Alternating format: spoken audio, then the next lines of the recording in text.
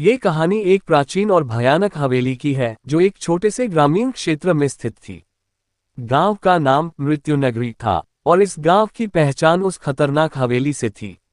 इस हवेली का निर्माण सैकड़ों वर्ष पहले एक अत्यंत धनी जमींदार राजेश ठाकुर ने किया था। ठाकुर अपने समय का एक निर्मम व्यक्ति थे। हवेली के निर्माण के दौरान कई अनपढ़ों की जान जाने की घटनाएं सामने आईं। कहा जाता है कि ठाकुर ने दबी गणतज्ञ की हवेली में कई बलिदान दिए थे।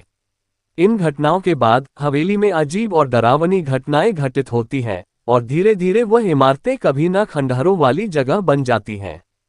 बाद में एक युवा संगीतकार वीरेंद्र ने ये तय किया कि वह इस हवेली के रहस्यों का पता लगाता है। ऐसा माना जाता है कि इन घटनाओं के पीछे कुछ न कुछ सच्चाई जरूर है।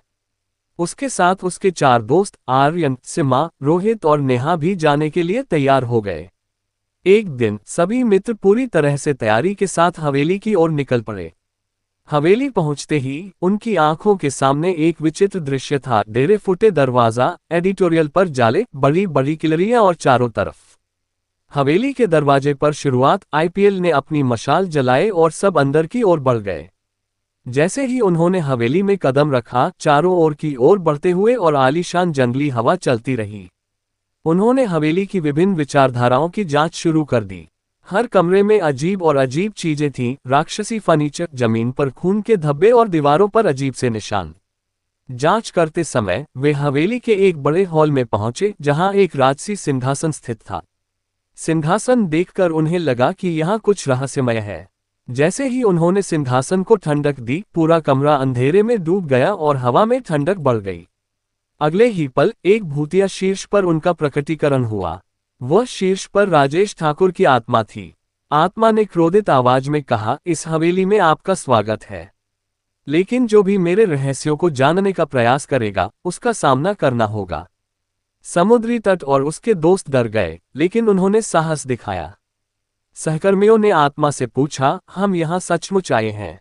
स्पाट किसी विशेष कारण से शापित किया गया है, हम कैसे मदद कर सकते हैं? आत्मा ने बताया, मुझे मेरे कर्मों की सजा मिली है। मैंने कई विसंगतियों की बलि दी थी।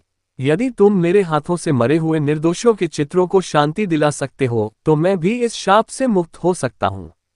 एस्टा और उसके दोस्तों ने आत्मा की मन और ठान ली कि वे मित्रों की बातों को शांति के लिए कुछ भी कहेंगे। उन्होंने हवेली के तहखानों की ओर कदम बढ़ाए, जहां कहा गया था कि उन मासूमों की आत्माएं बंद हो गई थीं।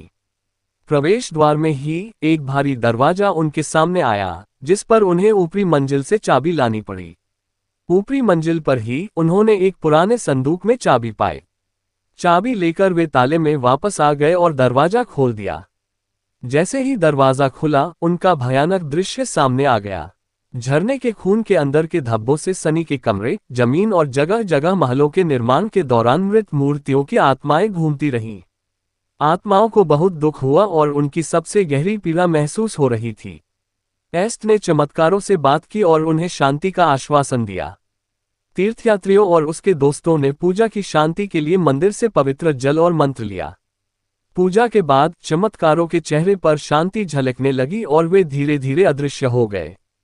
चित्रों के बाद शांति मिली। राजेश ठाकुर की आत्मा फिर से प्रकट हुई और कहा, तुम्हारे इस नेक काम से मुझे भी शांति मिली है। मेरी आत्मा अब मुक्त हो रही है। ठाकुर की आत्मा ने शेर और उसके दोस्तों को धन्यवाद कहा और हमेशा के लिए अदृश्य हो गया।